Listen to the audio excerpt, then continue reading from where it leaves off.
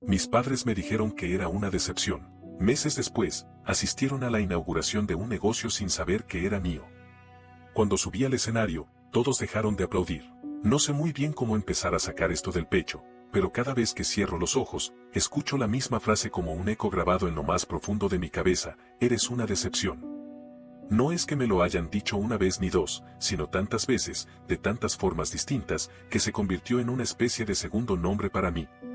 Y lo peor es que ni siquiera era porque yo hubiera hecho algo terrible, como meterme en drogas o meterme en problemas con la ley, nada de eso. Simplemente no encajaba en lo que mis padres esperaban de mí. Mientras mis hermanos mayores se alineaban con la imagen perfecta de hijos modelo, universidad, trabajos de oficina, matrimonios bonitos y vacaciones en familia para subir a Facebook, yo fui el que decidió buscar un camino diferente. El que se salió de la universidad porque sentía que no era para mí, el que empezó a trabajar en pequeños oficios mientras soñaba con algo propio, aunque ese algo ni siquiera tenía forma clara al principio. Recuerdo que cuando dejé la universidad, mi madre no me habló por semanas. Me cruzaba por la casa y apenas levantaba la vista del celular, como si yo fuera transparente. Mi padre, por su lado, no era de los que gritaban ni hacían dramas, pero tenía una manera tan cruel de hacerte sentir pequeño, como ese día que nos sentamos a cenar en familia y de la nada. Mientras hablábamos del futuro de mis hermanos, se volvió hacia mí con esa media sonrisa y dijo que esperaba que por lo menos encontrara algo que no me hiciera depender de ellos toda la vida. Mis hermanos se rieron por lo bajo, y yo también forcé una risa porque no sabía cómo defenderme sin quedar como el amargado. Pero por dentro, me sentí tragado por el piso. La verdad es que crecí en una familia donde las apariencias lo eran todo. No importaba si estabas roto por dentro, mientras pudieras salir bien peinado en las fotos familiares y decirle a la gente en qué universidad estabas o qué puesto tenías en la empresa. Desde niña entendí que mi papel era más decorativo que otra cosa. En los álbumes familiares, salía en las esquinas de las fotos. En las reuniones, era el que escuchaba más que hablaba. Y cuando empecé a mostrar interés por cosas que no encajaban en el molde, como cuando quería hacer pasteles y mi madre me miraba raro. O cuando dije que quería trabajar en una cafetería y mi padre me preguntó si no aspiraba a algo mejor, ahí fue cuando empezó a sellarse mi etiqueta de decepción. No puedo contar cuántas veces llegué a casa después de trabajar turnos dobles en empleos mal pagados y veía a mis padres sentados con mis hermanos, celebrando cualquier cosa, un ascenso, un nuevo coche, la compra de una casa. Yo apenas tenía fuerzas para saludar. Me preguntaban por mí solo por compromiso, como para cumplir con la cortesía, y yo aprendí a mantener las respuestas cortas. Todo bien, trabajando. No porque todo estuviera bien, sino porque ya sabía que cualquier queja sería recibida con miradas de desaprobación o frases tipo tú elegiste ese camino, no te quejes ahora. La gota que colmó el vaso fue hace unos meses, en una conversación que todavía me duele recordar. Mi madre me llamó a su cuarto, algo que rara vez hacía, y empezó a hablarme de cómo estaba preocupada por mí, de cómo veía que no avanzaba en la vida, que mis hermanos ya tenían estabilidad, pareja, proyectos. Y yo seguía vagando. Al principio pensé que, tal vez, era su manera de abrir una puerta para apoyarme, pero entonces soltó la frase que me aplastó por completo: la verdad es que eres una decepción, hijo. Tú eras el que más esperanzas prometía, y mírate ahora. Me quedé parado frente a ella como si me hubieran vaciado un balde de agua helada. Asentí en silencio, con un nudo en la garganta, y salí del cuarto sin decir nada porque sabía que cualquier respuesta solo iba a empeorar las cosas. Lo que mi familia no sabía es que, mientras ellos pensaban que yo solo iba dando tumbos por la vida, había algo más que había estado construyendo. No fue fácil, no fue rápido, y definitivamente no fue algo que pudiera contar en cenas familiares porque ellos no habrían entendido ni apoyado. Me junté con un amigo que había conocido trabajando, empezamos a reunir algo de dinero, buscamos un local pequeño, y de a poco fuimos armando un proyecto propio. Era algo que llevaba soñando desde hacía años, algo que reunía mi amor por el café, por la repostería, por crear un espacio donde la gente pudiera sentirse cómoda. No quería contarlo antes porque ni yo mismo estaba seguro de que saldría bien. Me había acostumbrado tanto a fracasar frente a sus ojos que prefería trabajar en silencio. Hace unas semanas, cuando empezamos a promocionar la inauguración, jamás pensé que mis padres terminarían siendo invitados. Resulta que un conocido de ellos estaba en la lista de invitados especiales, y por esas vueltas del destino, decidieron asistir. No tenían idea de que era mi negocio. No sabían que yo había levantado ese lugar con mis propias manos, con mis ahorros, con noches sin dormir y días de trabajo pesado. Ellos solo sabían que era un local nuevo, bonito, del que todos estaban hablando. Ahora, mientras escribo esto, pienso en lo que está por venir. Ellos van a estar allí, van a entrar por esa puerta, van a recorrer el lugar, van a aplaudir como todos los demás, sin imaginar quién está detrás de todo esto. No sé exactamente cómo me siento, nervioso, emocionado, con un poco de rabia contenida, pero sobre todo con una sensación de revancha tranquila. No quiero humillarlos, no quiero gritarles nada. Solo quiero que, cuando me vean subir al escenario y tomar el micrófono para dar las palabras de agradecimiento, entiendan por sí mismos lo que siempre negaron. Quiero que sientan, aunque sea por un segundo, que el hijo que nunca valoraron ya no les debe explicaciones. Actualización 1. Unas semanas después, todavía siento cómo me tiemblan las manos cada vez que recuerdo lo que pasó esa noche. Era la inauguración de mi cafetería, ese pequeño sueño que había estado construyendo a escondidas durante meses, casi años, sin que mi familia supiera nada. Esa mañana me desperté temprano, no porque tuviera algo urgente que hacer, la mayoría de las cosas ya estaban listas, todo el equipo había trabajado duro hasta tarde el día anterior, sino porque no lograba dormir. Estuve dando vueltas en la cama, mirando al techo, sintiendo una mezcla tan extraña de emoción y miedo que ni yo mismo podía ponerle nombre. Me levanté, fui a la cocina y preparé café, como si fuera un día cualquiera, pero no lo era. Esa noche iba a enfrentar cara a cara todo lo que había cargado en silencio durante tanto tiempo. Durante el día, estuve pendiente de los últimos detalles, que el sonido funcionara bien, que las mesas estuvieran perfectamente alineadas, que los postres estuvieran listos en sus vitrinas, que las luces crearan la atmósfera que yo había imaginado. Cada vez que alguien del equipo venía a preguntarme algo, intentaba mantenerme calmado, responder con una sonrisa y fingir que todo estaba bajo control, pero por dentro sentía un peso en el pecho que no me dejaba respirar del todo. Mientras pasaban las horas, mi mente divagaba inevitablemente hacia una pregunta: ¿cómo iban a reaccionar ellos?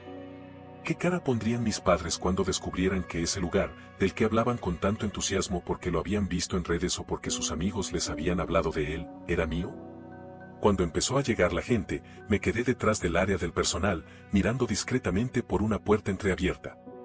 Vi entrar a mis padres, vestidos impecablemente como siempre, mi madre con ese aire de superioridad en cada paso, saludando a las personas importantes, mi padre con su expresión seria y medida, evaluando cada detalle como si fuera un crítico profesional. Mis hermanos llegaron poco después, acompañados de sus parejas, sonriendo, tomando fotos, comentando lo bonito que estaba todo. Escuchaba sus voces mezclarse con las de los demás invitados, y en medio de todo ese ruido, mi corazón latía tan fuerte que casi podía escucharlo retumbar en mis oídos. Lo que más me dolía era escuchar los comentarios de ellos mismos, como cuando mi madre se acercó a una de sus amigas y dijo, con ese tono medio altanero, que le parecía increíble cómo alguien había logrado montar un lugar tan elegante en tan poco tiempo, que ojalá alguno de sus hijos tuviera ese talento empresarial. Mi hermano, que estaba al lado, rió y dijo algo como si, bueno, unos nacen para el éxito y otros para, bueno, ya sabes, y aunque no mencionó mi nombre, su mirada dejó claro de quién hablaba. Yo apreté los puños detrás de la puerta, respiré hondo y me obligué a recordar por qué estaba allí. Esto no era un juego, no era una venganza impulsiva, era mi momento, y no iba a dejar que sus comentarios me robaran esa satisfacción. Finalmente, llegó el momento del discurso. Una de las organizadoras del evento se acercó a buscarme y me dijo que era hora. Sentí como todo el cuerpo se me tensaba, como si hubiera esperado ese momento durante años, y al mismo tiempo, como si quisiera salir corriendo. Me miré en el espejo rápidamente, arreglé mi camisa, me pasé la mano por el cabello para calmarlo un poco, y mientras caminaba hacia el escenario, cada paso se sentía como caminar sobre brasas.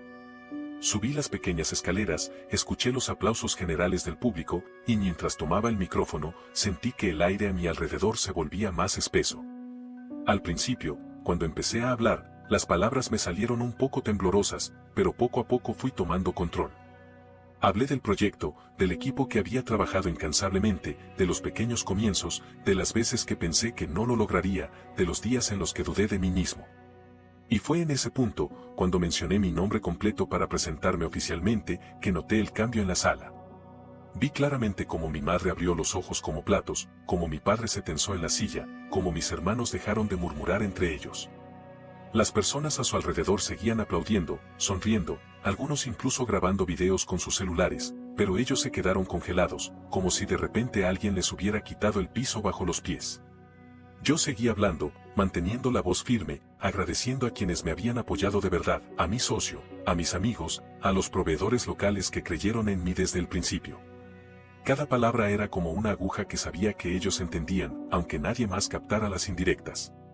Sabía que en ese momento se daban cuenta de que todo lo que habían menospreciado, todo lo que habían considerado un desperdicio de tiempo, era lo que ahora tenía aplaudiendo a esa sala llena de gente. Cuando terminé, hubo un último aplauso general, pero curiosamente, fue menos ruidoso del que esperaba. Como si todos sintieran que algo incómodo flotaba en el aire. Bajé del escenario respirando hondo, sintiendo que por primera vez en mucho tiempo había recuperado una parte de mí mismo que ellos me habían intentado aplastar. No era felicidad absoluta ni una victoria perfecta, pero era algo. Y para mí, en ese momento, era suficiente. Actualización 2. Al día siguiente, me desperté tarde, con el cuerpo pesado como si hubiera corrido una maratón la noche anterior. La inauguración había sido un éxito, todos me lo habían dicho, incluso mi socio me escribió temprano felicitándome por el discurso, diciendo que había sido sincero y emotivo. Que la gente lo había comentado después con mucho respeto. Pero yo no podía dejar de pensar en las caras de mi familia. Desde el momento en que mencioné mi nombre en el escenario, esa imagen quedó grabada en mi cabeza con una claridad casi dolorosa, mi madre con la boca entreabierta, los ojos llenos de sorpresa y un poco de vergüenza. Como si no supiera dónde meterse, mi padre cruzando los brazos, inclinándose hacia atrás en la silla, apretando la mandíbula como hacía cada vez que algo no salía según sus planes, mis hermanos evitando mirarme directamente, fingiendo conversación entre ellos mientras claramente les ardía la incomodidad. Pasé casi todo el día vagando por el apartamento, intentando distraerme, limpiando un poco, haciendo café, contestando mensajes de amigos que me escribían para decirme lo orgullosos que estaban. Pero cada vez que mi teléfono vibraba, sentía un sobresalto. Sabía que eventualmente llegaría. Y llegó. Primero un mensaje de mi madre: te vimos anoche. Felicidades por lo que lograste. Así, seco, sin un solo adjetivo emocional. Me quedé mirando la pantalla un rato, repasando cada palabra como si escondiera un significado oculto. Quise responder de inmediato, pero algo me detuvo. Era como si el silencio fuera mi última pequeña forma de mantener el control, de no correr detrás de ellos como había hecho toda mi vida. Unas horas después, otro mensaje, esta vez de mi padre. Mucho más corto: hablaremos pronto. No supe si sentirme aliviado porque no dijera más, o frustrado porque ni siquiera podía poner en palabras lo que seguramente quería decirme. Lo ignoré, guardé el teléfono en un cajón y traté de concentrarme en revisar las cuentas del negocio, en planear las próximas semanas, pero la mente se me iba sola, una y otra vez, a esos recuerdos viejos. Esas escenas familiares que pensé que ya había superado. Recordé las veces que de niño corría a mostrarles un dibujo, un trabajo del colegio, un pequeño logro, y me decían sí, que bien sin levantar la vista de sus cosas. Recordé cuando gané un pequeño torneo de repostería local y lo único que mi madre dijo fue: bueno, pero eso no te va a dar para vivir, ¿verdad? Como si no pudieran concebir que algo mío tuviera valor real. Cuando cayó la noche, sonó el teléfono fijo del apartamento. Ya nadie usa esa línea, excepto ellos. Me senté en el sillón, miré el aparato un momento, sentí cómo me sudaban las palmas de las manos, y finalmente contesté. Era mi madre. Empezó con ese tono medio dulce, medio frío que siempre usaba cuando estaba a punto de decir algo incómodo. Me dijo que habían estado hablando con mi padre, que estaban sorprendidos por lo que había logrado, pero que no entendían por qué no les había contado nada. Dijo que era injusto que ellos se enteraran junto con todos los demás, que parecía que yo lo había hecho para hacerlos quedar mal. No pude evitar soltar una pequeña risa por lo bajo, algo que ella notó al instante, porque me preguntó si me parecía gracioso. Le respondí que no, que simplemente me parecía irónico que después de años de indiferencia, ahora esperaran que yo corriera a darles explicaciones. Hubo un silencio incómodo al otro lado de la línea, y luego dijo, casi en un susurro: no creí que fueras tan rencoroso.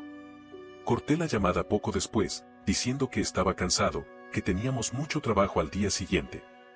Me quedé un rato en el sillón, mirando al techo, sintiendo esa mezcla amarga de tristeza y rabia que solo puede venir de las heridas viejas, las que uno cree que ya no sangran pero que siguen ahí, debajo de la piel. No podía entender cómo, incluso después de ver con sus propios ojos lo que había construido, seguían creyendo que el problema era yo, que mi silencio era una especie de ofensa personal, que mi éxito era una traición. Esa noche apenas dormí. Me quedé dando vueltas en la cama, repasando cada palabra de esa conversación, cada tono, cada pausa, preguntándome si había alguna forma de arreglarlo, si realmente quería arreglarlo. Si alguna vez habría algo que les pareciera suficiente. A la mañana siguiente, desperté con varios mensajes más. Mi hermano mayor había escrito diciendo que era una lástima que hubiera hecho todo a espaldas de la familia, que ellos podrían haberme ayudado si les hubiera pedido consejo. Mi otro hermano, el del medio, fue un poco más directo: nos hiciste quedar como idiotas anoche. Eso no se hace en familia. Me quedé mirando esos mensajes en la pantalla, sintiendo como el pecho se me apretaba, como una parte de mí quería escribirles un ensayo entero explicando cada momento, cada razón, cada pequeño dolor acumulado que me había llevado hasta ahí. Pero otra parte, más cansada, más madura tal vez, simplemente dejó el teléfono sobre la mesa sin responder. Me preparé un café, me senté junto a la ventana, miré la calle vacía y traté de repetirme en silencio que no les debía nada. Que no debía pedir permiso para ser quien era. Que, aunque doliera, esta era mi victoria. Aunque nadie aplaudiera. Aunque nadie lo entendiera. Actualización 3. Unas semanas después, las aguas parecían haberse calmado un poco en la superficie, pero por dentro yo seguía sintiendo un torbellino imposible de controlar. El negocio iba bien, mejor de lo que esperábamos para tan poco tiempo abierto.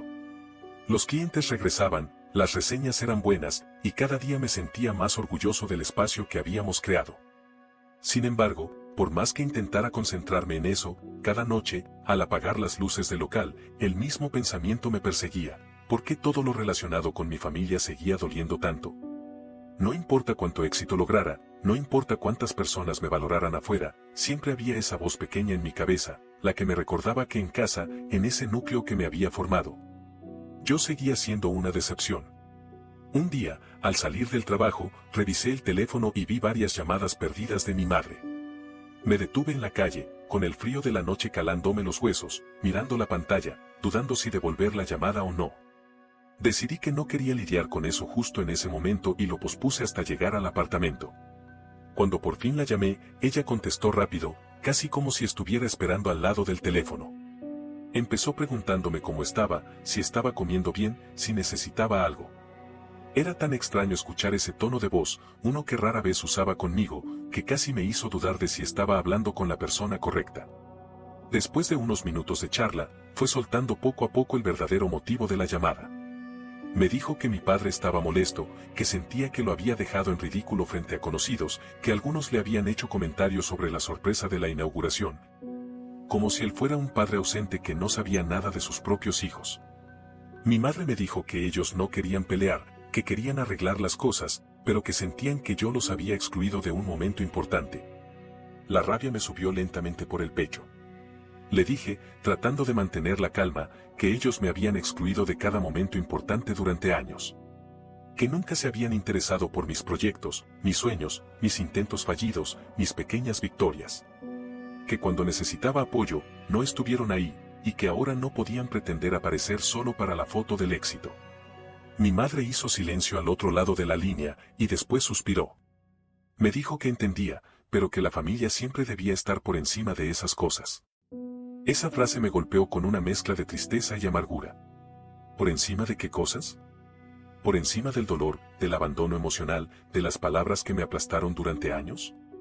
Terminé la llamada diciendo que necesitaba tiempo para pensar, que no sabía cómo me sentía todavía, y colgué antes de que pudiera decir algo más. Los días siguientes fueron extraños. Algunos familiares que nunca me escribían empezaron a aparecer en mis mensajes, felicitándome por el negocio, diciendo que querían pasar por un café, que estaban orgullosos de mí. Al principio me sentí confundido, incluso emocionado, pero rápidamente noté el patrón. La mayoría no me hablaba desde hacía años. Sabían perfectamente que yo era el hermano menor que nunca levantó cabeza, y ahora, de repente, todos querían ser parte del círculo cercano, todos querían figurar. Empezaron a llegar comentarios del tipo: tenemos que hacer una reunión familiar allí, imagina las conexiones que puedes hacer si te acercas a tal o cual tío, seguro tu primo puede ayudarte a expandir el negocio. Era como si yo hubiera dejado de ser una persona y me hubiera convertido en un recurso. Una tarde, mientras estaba en la oficina del local revisando números, entró mi hermano mayor. No lo había invitado, ni siquiera sabía que iba a pasar por ahí. Me saludó con una sonrisa amplia, como si nunca hubiéramos tenido ninguna diferencia. Se sentó frente a mí y empezó a hablar de lo impresionante que era el lugar, de cómo había superado las expectativas de todos. Me costaba mirarlo a la cara porque cada palabra sonaba como una palmada en la espalda cargada de interés. Eventualmente llegó al punto que sospechaba, me sugirió que expandiéramos, que quizás podríamos hacerlo juntos, que él tenía contactos que podían acelerar el crecimiento del negocio. Dijo que la familia debía apoyarse, que ahora era el momento de pensar en grande. Me quedé en silencio un momento, respiré hondo y le respondí que por ahora quería seguir manteniendo las cosas pequeñas, manejables, que prefería avanzar con cuidado. Su expresión cambió ligeramente, como si no esperara un no. Me sonrió de nuevo, esta vez con una pizca de condescendencia, y dijo que estaba bien, pero que no dejara pasar las oportunidades. Cuando se fue, me quedé solo en la oficina, mirando la puerta cerrarse, sintiendo un nudo en el estómago que no era ni enojo ni tristeza, sino algo más complicado.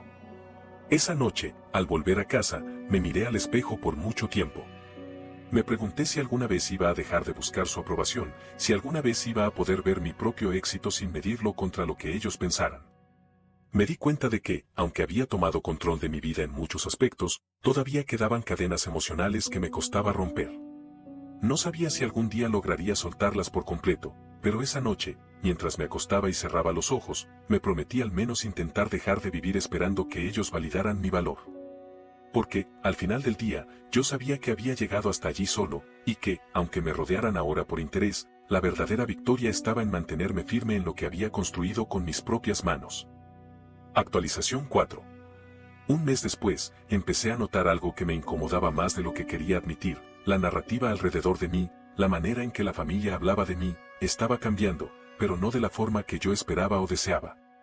Al principio, tras la inauguración, hubo silencio incómodo, intentos torpes de contacto, reproches velados, pero poco a poco eso fue dando paso a una especie de reacomodo estratégico. Comenzaron a llegar más mensajes, más llamadas, incluso visitas inesperadas de primos, tíos y viejos conocidos que durante años habían pasado de largo, ignorándome en fiestas familiares o tratándome con un aire de superioridad que ya había aprendido a reconocer de lejos.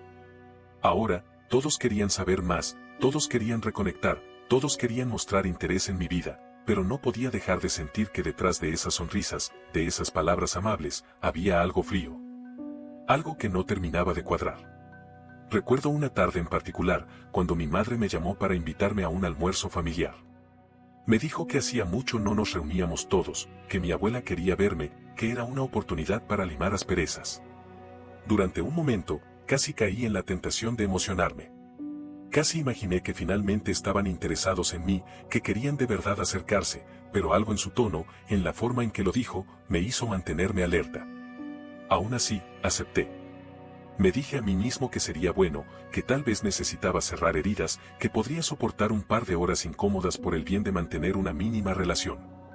El día del almuerzo, llegué puntual, con una botella de vino bajo el brazo, tratando de no darle demasiadas vueltas en mi cabeza. Apenas crucé la puerta, sentí la tensión.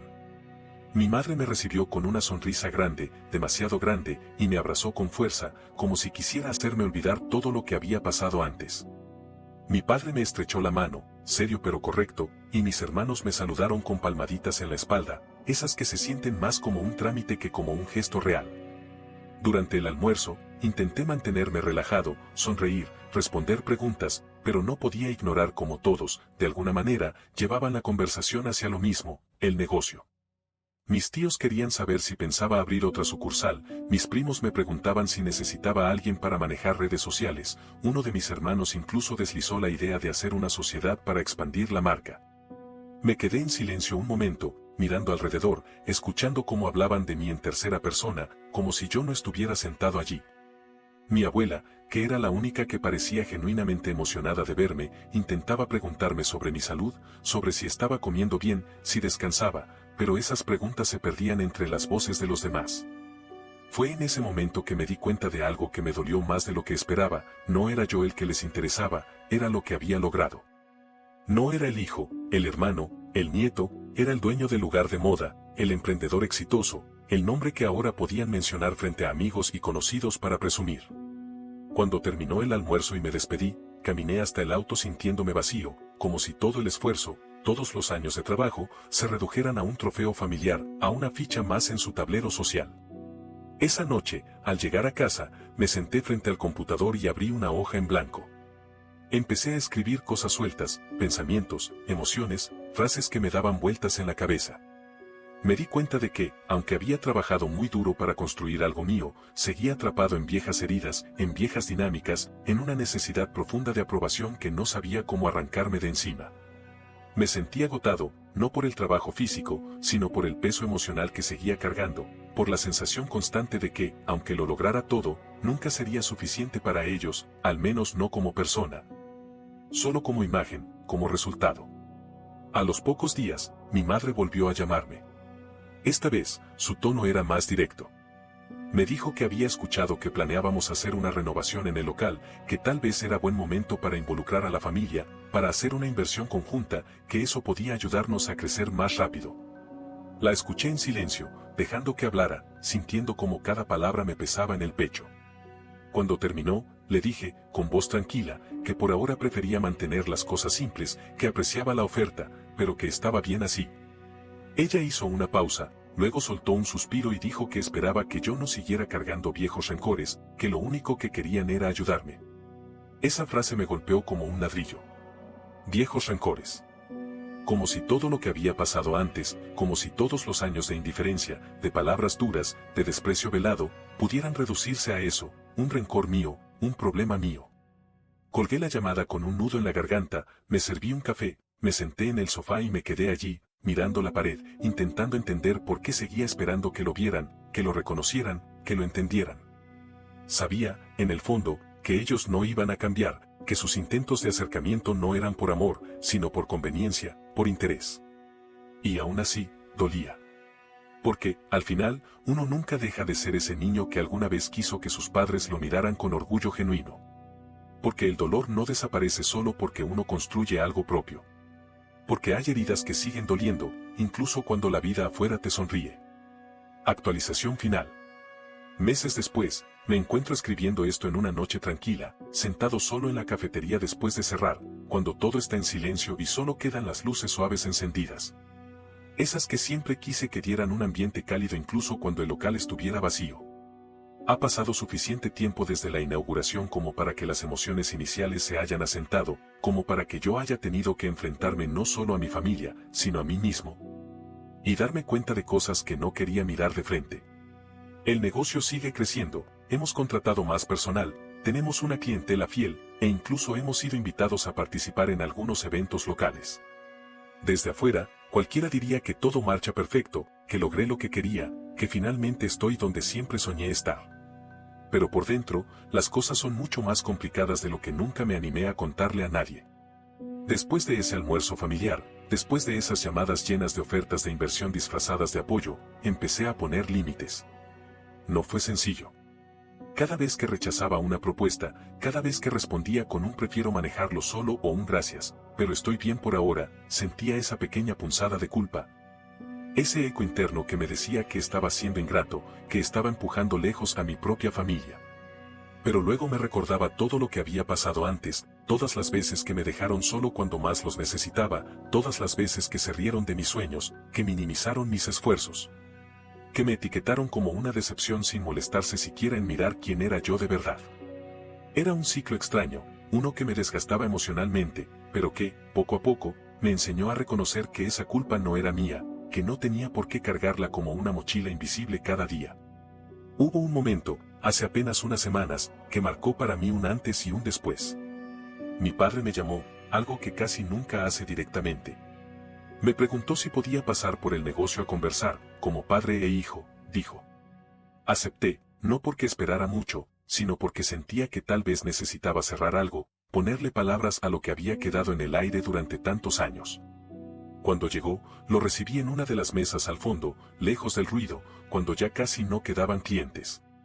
Se sentó frente a mí, serio, con las manos cruzadas sobre la mesa, y durante un momento no dijo nada.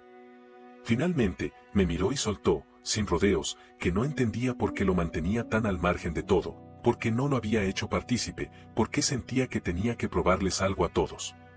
Le respondí con toda la calma que pude reunir que no estaba intentando probarles nada, que solo estaba viviendo mi vida. Que lo había hecho todo solo porque eso era lo que había aprendido a hacer después de tantos años sintiéndome invisible. Él frunció el ceño, se inclinó ligeramente hacia adelante y dijo que siempre habían querido lo mejor para mí, que si alguna vez fueron duros, fue porque querían que me esforzara, que no me conformara. Escuchar eso me dejó helado. No porque no lo hubiera esperado, sino porque era exactamente el tipo de justificación que temía. No hubo disculpas, no hubo reconocimiento del daño. Solo ese clásico giro en el que todo se convierte en mi percepción, en mis rencores, en mi problema. Me limité a sentir, a decir que entendía, porque sabía que intentar discutirlo no llevaría a nada. Cuando se levantó para irse, me palmeó el hombro y me dijo que, cuando quisiera hablar en serio de expansión, él conocía a las personas correctas. Lo vi salir por la puerta, lo vi subirse a su auto, lo vi alejarse por la calle vacía, y sentí algo curioso, ya no estaba furioso, ya no estaba desgarrado por dentro. Estaba cansado. Profundamente cansado. Como si de pronto me hubiera dado cuenta de que llevaba años empujando contra una pared que nunca iba a moverse. Hoy, mientras apago las luces del local y me quedo solo unos minutos más escribiendo esto, puedo decir que estoy bien. No perfecto, no completamente sanado, no libre de las heridas que me acompañan desde hace tanto, pero bien en el sentido de que por fin entendí que no necesito demostrarle nada a nadie. Que mi negocio, mi esfuerzo, mi vida, no tienen que ser un estandarte que agite frente a mis padres para que me quieran o me respeten. Que su falta de reconocimiento no define mi valor. Que si ellos no saben ver quién soy, eso no significa que yo esté obligado a seguir gritando para que me miren. A veces me pregunto si algún día llegará el momento en que podamos mirarnos como personas, sin expectativas, sin reproches, sin el peso de todo lo no dicho. Pero por ahora, aprendí que mi venganza no era humillarlos ni dejarlos en evidencia. Mi venganza fue silenciosa, estratégica, profundamente personal, fue construir algo que ellos nunca creyeron que podía hacer, fue demostrarme a mí mismo que podía pararme sobre mis propios pies. Aunque todavía duela, aunque la herida nunca termine de cerrarse del todo, al menos sé que el vacío que dejaron no se llenará intentando recuperar su aprobación. Se llenará viviendo mi vida por mí, sin pedir permiso, sin mirar atrás esperando un aplauso que nunca llegará. Y por primera vez en mucho tiempo, eso me parece suficiente. No olvides dejar tu opinión en los comentarios, dejar tu like y compartir este video.